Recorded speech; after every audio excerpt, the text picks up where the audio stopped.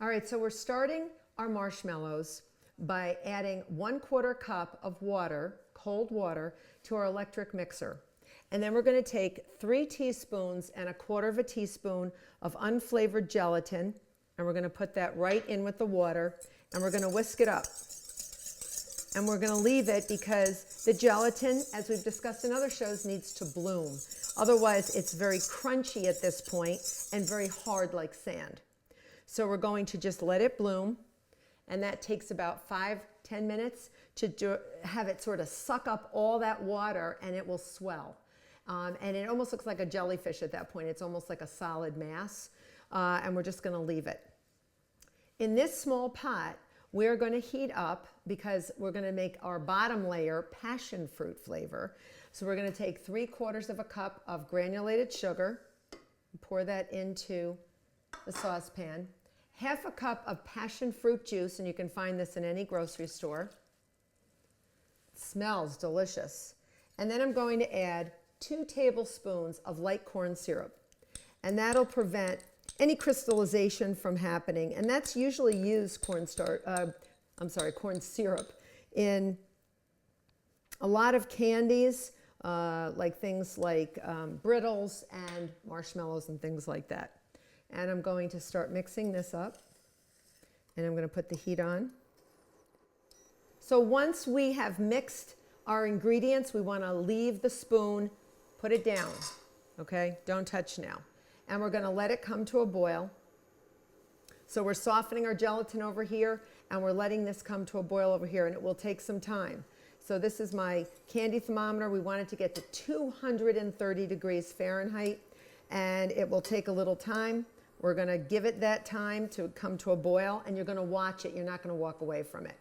In the meantime, once this has actually turned into sort of a jelly-like creature, and it has, it's actually softened very nicely, I'm going to add 3 tablespoons of cornstarch. I always say cornstarch, corn syrup.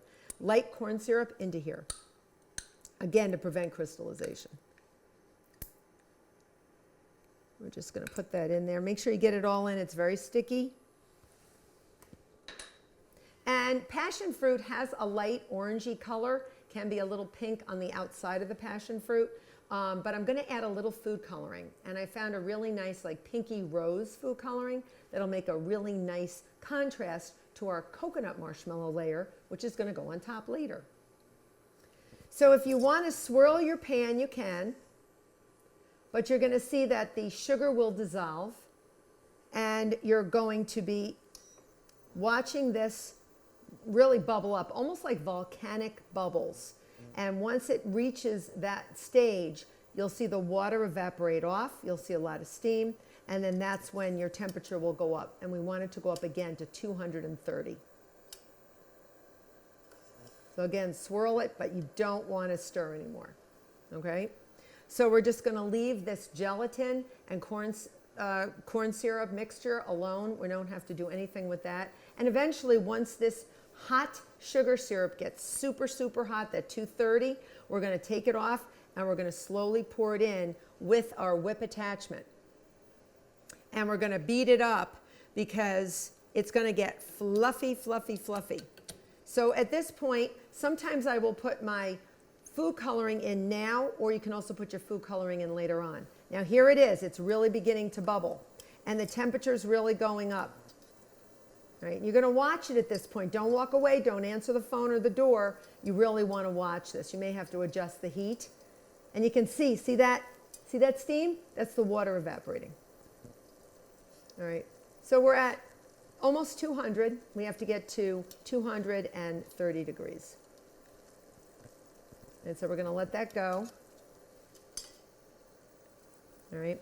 Now, food coloring. I like to use a gel food coloring, but if you just have the drops of food coloring that you might get in the grocery store, you can do that as well. So I'm going to add mine now.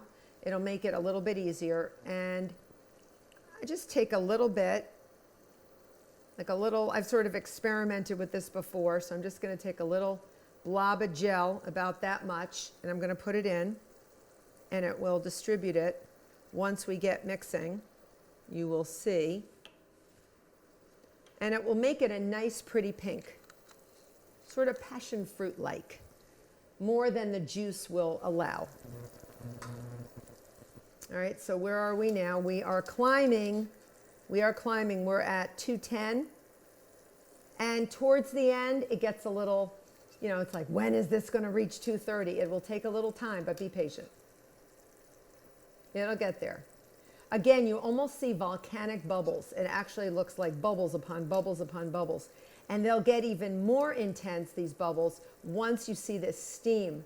I'm getting sort of a facial, but once you see this steam come off from the water, you'll actually see this sugar syrup intensify in viscosity and even a little color. It'll get thicker. So I'm going to turn this on, all right? And you are going to see very slowly, I'm just going to do it slowly, and I'm going to up my mixer very slowly. You can see it's very red, but once we start adding our syrup, it'll be fine. It's going to be a beautiful color. That's what a passion fruit looks like. Here we go. We're going to do warp speed.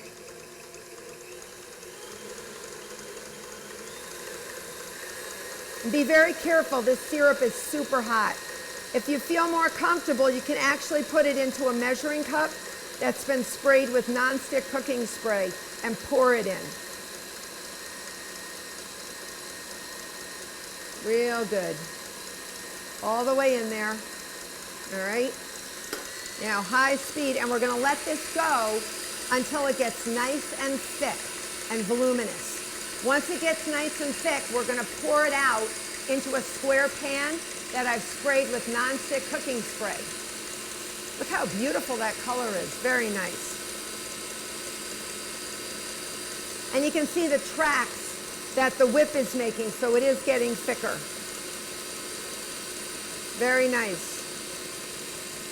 And you're going to want to have a rubber spatula handy so that you can pour this into your square pan.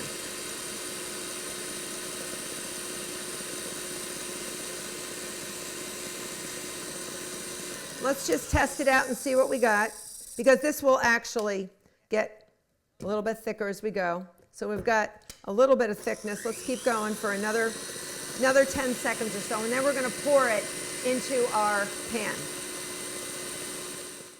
All right, so now we're ready to pour this into a 9-inch square pan that's been sprayed with nonstick cooking spray. You don't want to overbeat it. That's why I want to do it at that stage. It doesn't look like a marshmallow yet, but that's okay because it's got to set up. So by the time you make the next layer, it'll be all ready to set up. Isn't that pretty? All right, and we just let this set. It's time to make our coconut layer of marshmallow, and we're going to do the same thing. 1/4 cup of cold water in our electric mixing bowl, 3 teaspoons plus 1/4 teaspoon of unflavored gelatin. We're going to whisk it up. We're going to let it gel, not gel, but bloom. All right, and let that gelatin soften a bit and soak up some of that water so it's not so sand-like. And in the meantime, we are going to start our syrup, our sugar syrup. So 3/4 cup of sugar. It's the exact same amount of sugar as the passion fruit. And then instead of passion fruit juice, coconut milk. All right, so we have 1/2 cup of coconut milk. And it can be a little lumpy, don't worry about it. The lumps and bumps will come right out during cooking. And 2 tablespoons, of corn syrup. 2 tablespoons of corn syrup. All right, we're just going to let that go in there. All right. And now we're going to start our heat, but we are going to stir. Remember, I said stir until everything is mixed, and then you want to put the spoon down.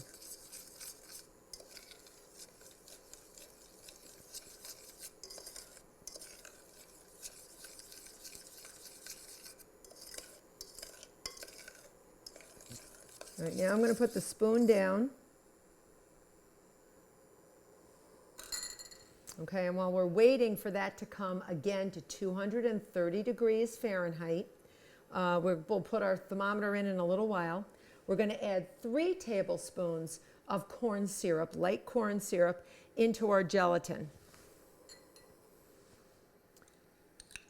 And just leave it on top, ready for when our sugar syrup is ready to go. Okay? Okay, so again, we're waiting. I'm not even going to put my thermometer in yet because it's still climbing. I'm going to raise the temperature up a bit. You're just going to sort of swirl it without stirring it. I also have a teaspoon of coconut extract, and that smells absolutely delicious. That's going to sort of push that coconut flavor over the edge. I'm going to put that now in with the corn syrup and the gelatin being softened. And later on, we're going to put some toasted coconut into our marshmallow as well. If you don't like the toasted coconut, you can just leave it out. I love coconut. Some people like the coconut flavor. They just don't like a lot of coconut. But if you like it, put it in. If you wanted to put a little more in, you can as well. So we're going to just turn this up. All right, here are the bubbles starting. So again, don't walk away. This is very hot stuff. Don't want to walk away. Hot and sticky is not a good combination when you leave it alone. All right, now I am going to get my thermometer.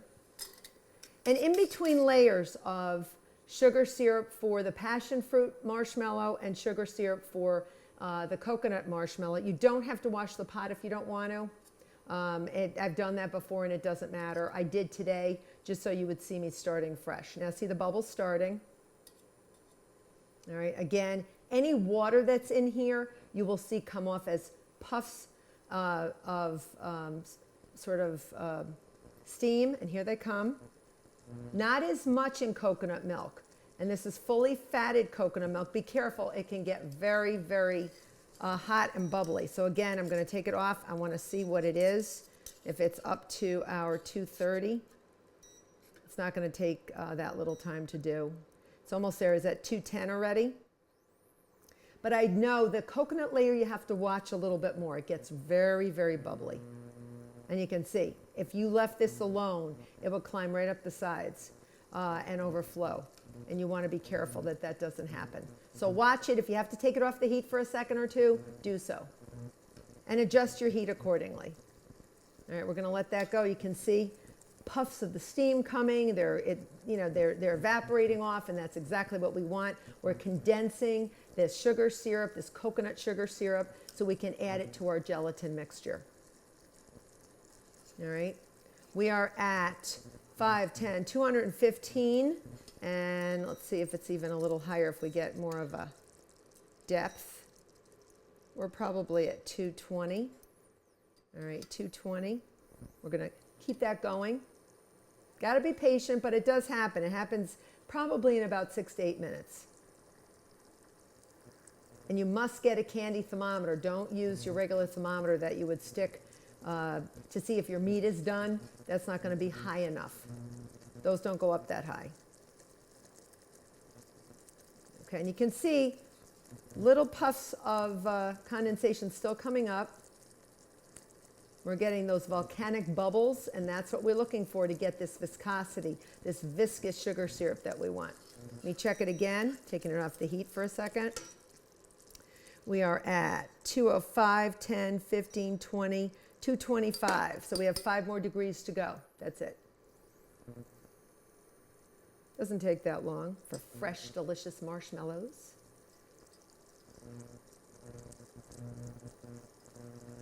What's fun about marshmallows is you can use them to decorate a dessert. You can put them in your hot chocolate, or you can just pop them in your mouth. Or put them, do you ever put them in the microwave and they sort of explode a little bit and get nice and toasty and bubbly? All right, so let's see what we got.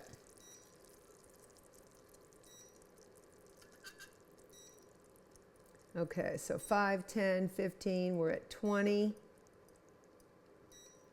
still at 220. I like to blowtorch them or put them under a broiler, and that's when you get that toastiness. But you can get them nice and puffy in the microwave.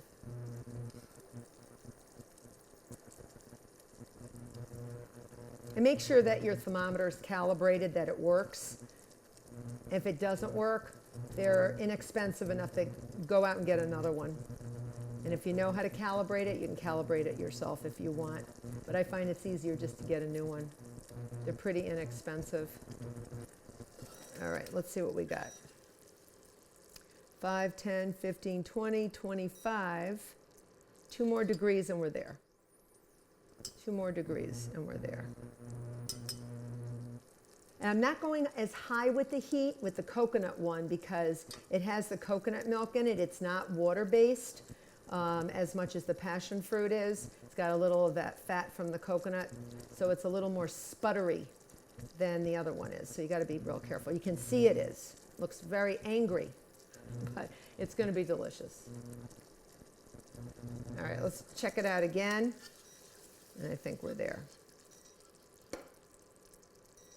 Okay, we're climbing. Still climbing. 5, 10, 15, 20, 25. All right, done. Done, done, done. All right, are we ready? So the next thing you're gonna do is you're gonna lower this. You're gonna put your whip attachment on. Okay, put it down, put it on low speed, and you're going to pour this slowly, very slowly down the sides, remember? Not onto the whip. Do it slow and then slowly raise the speed, and then you'll go full-fledged, full throttle in a little while. It's really, really hot, so be careful.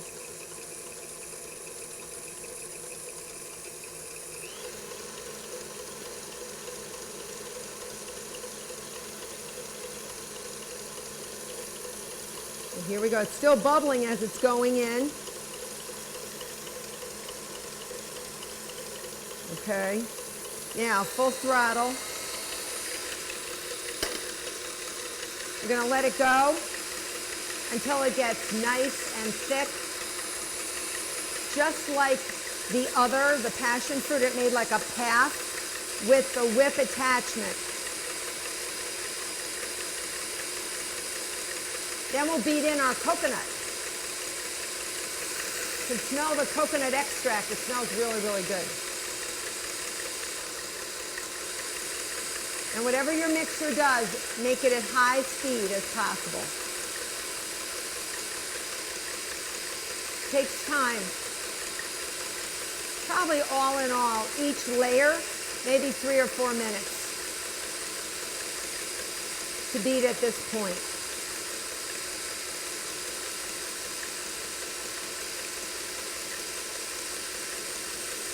You can see it beginning to leave a path with the whip attachment. But you don't want to pour it out at this point. It's not thick enough. There are also marshmallow recipes that use egg whites and gelatin, both. Almost like a meringue, like a stabilized meringue. But this is eggless, so if you can't eat eggs or you want something that's a little more shelf stable, this is perfect. So it uses a lot of gelatin. See how it's turning creamy white now? And it's getting nice and thick? Almost there. We're almost there.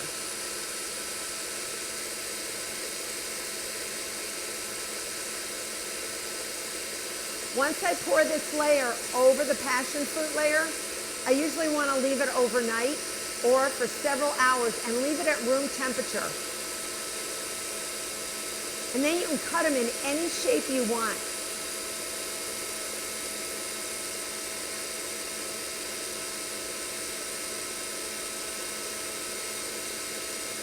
I actually won a competition with homemade marshmallows once. It was very cool. And I bruleed it with a little blowtorch, It's really nice. You see the path that the beater is taking? So you can actually see it's leaving a path. It's getting nice and thick.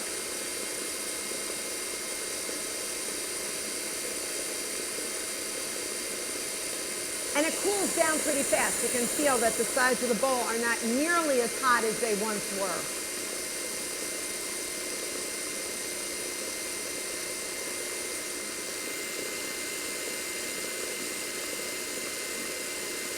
You can actually see the viscosity of the marshmallow.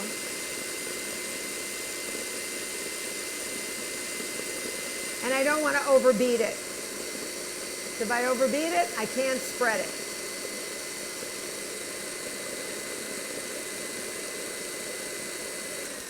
All right. I think we're there. And I'm going to fold in my beautiful toasted coconut. Here it is. Just going to mix that in. Mix that in with my rubber spatula. Doesn't that look nice with the toasted quality of that coconut? Really, really nice. Okay, so we're going to come over and just pour it over the top. Just pour.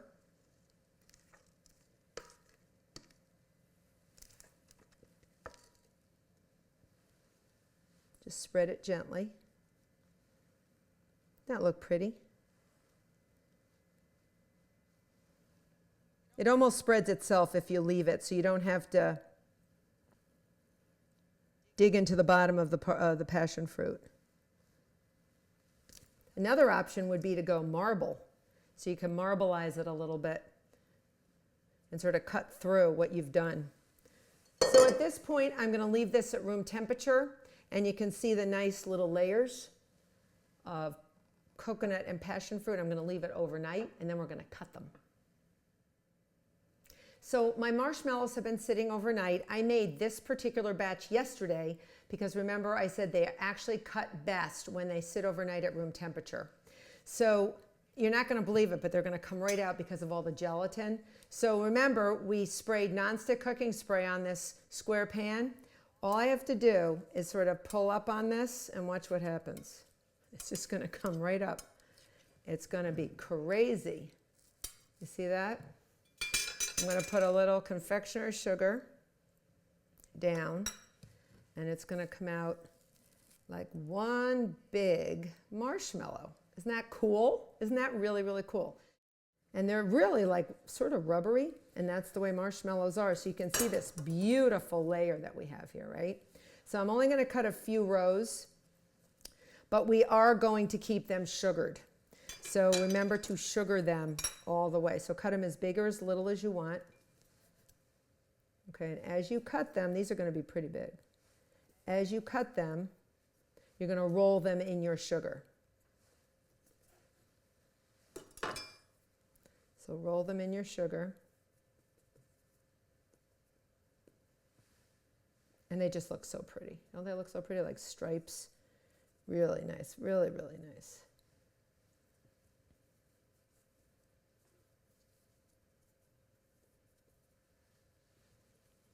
And I love the coconut showing. I love that. If you want to get like a big cookie cutter, you can also do that as well.